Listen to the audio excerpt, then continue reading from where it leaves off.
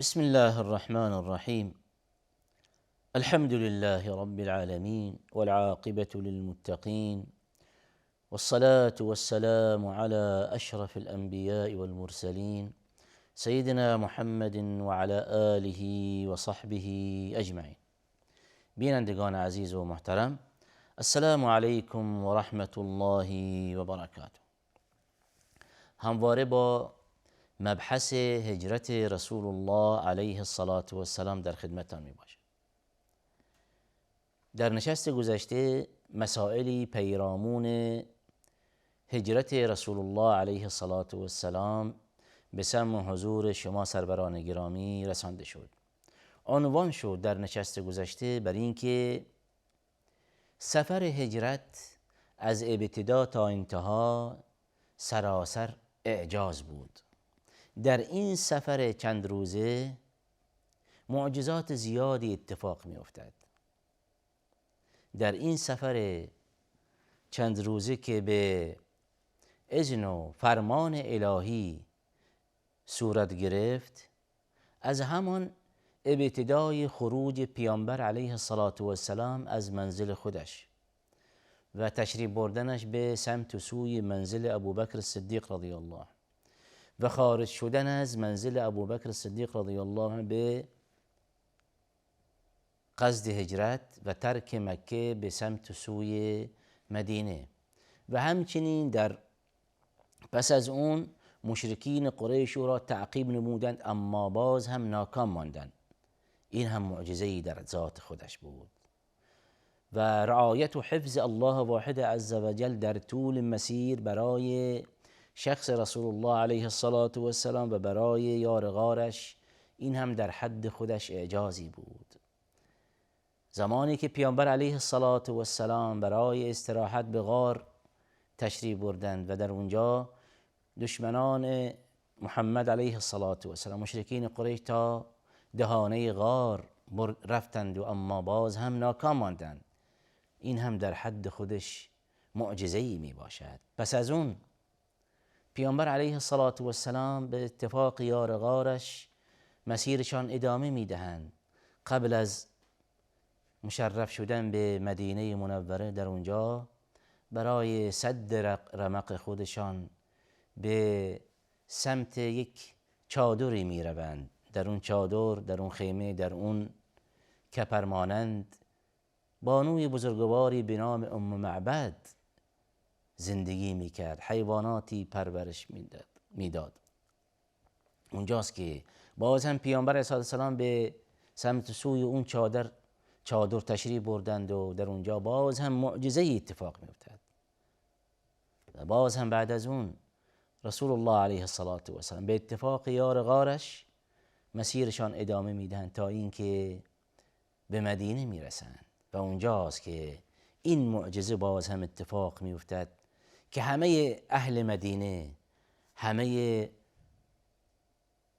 صحابه کرام، مسلمانان اهل مدینه در واقع دنبال این افتخار بودند و این مدال رو کسب کنند بر این که پیامبر علیه الصلاة و السلام مهمان اونها باشد. همه دنبال افسار شتر پیامبر علیه الصلاة و السلام بودند، همه آرزو داشتند و رغبت داشتند که کاش شتر پیامبر علیه الصلاة و السلام نزد اقامتگاه ما، نزد منزل ما جا و مکانی اختیار کند.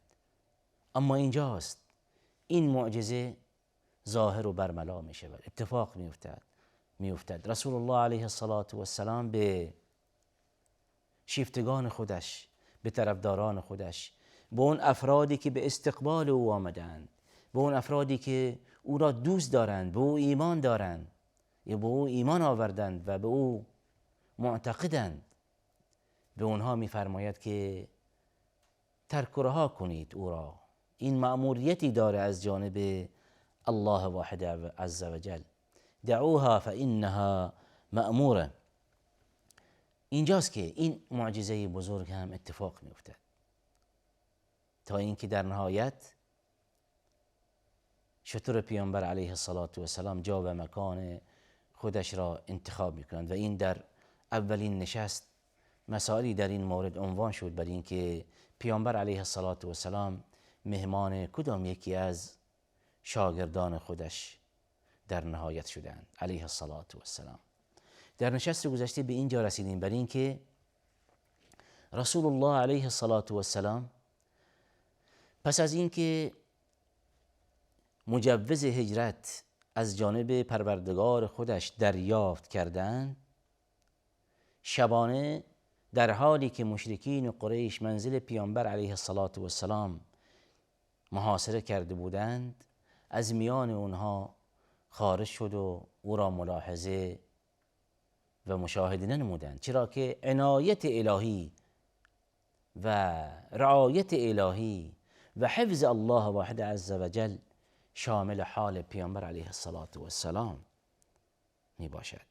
اینجاست که پیامبر علیه السلام به سمت سوی منزل ابوبکر صدیق تشریف بردند. اونجا تمام نیاز و مایحتاج سفر مهیا شد توسط خانواده ابوبکر صدیق رضی الله عنه و عنوان شد بر این که در این سفر هجرت هم ابوبکر صدیق رضی الله عنه به عنوان یک شخصی که هم سفر پیامبر علیه السلام بودند و هم همسر پیامبر علیه السلام که در واقع آذوقه‌ای برای پیامبر علیه السلام و یارغارش آماده نمودند. و اینجاست که همسر پیامبر علیه السلام اسما نامی بوده و این اسما رضی الله عنها که همسر پیامبر بودند، اینجاست که به اسما به ذات النطاقین معروف می باشند، چرا که این اسما رضی الله عنها آذوقه‌ای برای اونها، برای سرور بشریت و برای ابوبکر صدیق رضی الله عنه آماده کرده بود و به کمر خودش بسته بود. و همچنین در این سفر فرزندان ابوبکر صدیق در اختیار سفر هجرت بودند و همچنین چوپان ابوبکر صدیق به نام عامر ابن فهیره رضی الله عنه جمیعا، باز هم ایشان در خدمت سفر هجرت پیامبر علیه السلام بود. اینجاست که اسما رضی الله عنها دختر ابوبکر صدیق و دیگر کل خانواده، از همسر، از فرزند، از دختر و پسر و از چوپان، همه در خدمت سفر هجرت رسول الله علیه السلام بودند. اینجاست که سفر هجرت آماده و مهیا شد و رسول الله علیه السلام به اتفاق یار غارش مکه را به قصد مدینه ترک و رها نمودند. پس از خارج شدن ابوبکر صدیق و سرور خودش علیه السلام از مکه، پس از مدتی اینجاست که شایعه می شود بله که پیامبر به همراه ابوبکر صدیق مهاجرت نمودند، مکه را ترک و رها نمودند. اینجاست که مشرکین قریش یک جایزه 100 شتری در نظر میگیرند و عنوان میکنند هر کسی که محمد و یارش دستگیر نماید، این 100 شتر به عنوان جایزه از آن خود میکند. اینجاست که شخصی به نام سراق ابن مالک، همین سراق ابن مالک متوجه شده که در واقع 2 نفری از مکه خارج شدند. اینجاست که پس از این تصمیم گیری و پس از تعیین جایزه، سراق ابن مالک متوجه می شود پس این افرادی که من اونها را ملاحظه نمودم، اونها را مشاهده نمودند، کسی جز پیامبر و ابوبکر صدیق نمی باشد. در همان وقت تصمیم میگیرد که پیامبر علیه السلام و یارغارش تعقیب کند، به مشرکین قریش ابلاغ نمی کند چرا که دوست دارد که پیامبر علیه السلام به مکه بازگرداند و این جایزه 100 شتری از آن خود کند. در واقع دنبال کسب جایزه بوده است. سراق ابن مالک پیامبر علیه السلام و یارغارش را تعقیب می کند تا اینکه پس از مدتی به اونها ملحق می شود. همین که به اون دو نزدیک می شود، اینجاست که ابوبکر صدیق رضی الله عنه خطابی داشتن به پیامبر علیه السلام که بله جریان اینه و شخصی ما را تعقیب می کند و به ما می رسد. اما پیامبر علیه السلام یک نوع آرامشی به یارغارش تزریق می کند که سفرمان ادامه دهیم و الله ذوالجلال حافظ ما می باشد. تا اینکه در نهایت خلاصه سراقه ابن مالک نزدیک می شود به پیامبر علیه السلام تا اینکه اونها را می شناسد و حتی پیامبر علیه السلام و ابوبکر صدیق اون را شناختند و در نهایت سراقه ابن مالک زمانی که به پیامبر علیه السلام نزدیک می شود، در اونجا برای چندمین بار اسب سراقه ابن مالک در واقع خسته می شود، احساس خستگی می کند، پاهایش در زمین فرو می رود. سراقه ابن مالک اینجاست که متوجه می شود که این در یک شرایط عادی به سر نمی برد. سراقه الان متوجه می شود که پس یک نیروی هست که او را باز می دارد، یک نیروی هست که این شخصی که او را تعقیب می کند او را حمایت می کند. در نهایت سبحان الله با توجه به اون حفظ و رعایت الله واحد عزوجل برای پیامبرش، در نهایت همین سراقه ابن مالک که پیامبر علیه السلام تعقیب می کند که او را دستگیر کند، او را به مکه بازگرداند و در نهایت اون جایزه‌ای که توسط سران مشرکین قریش در نظر گرفته شده از آن خود کند، در نهایت همین سراقه ابن مالک شروع می کند به التماس کردن از پیامبر علیه السلام که ای محمد مرا ترک و رها کن، کاری به شما ندارم. چرا که متوجه شد برای چندمین بار پاهای اسب خودش در زمین فرو می رود و ملاحظه کرد که اسب خودش برخلاف روال عادی و برخلاف همیشه احساس خستگی می کند، خسته می شود، کسل می شود، سست می شود.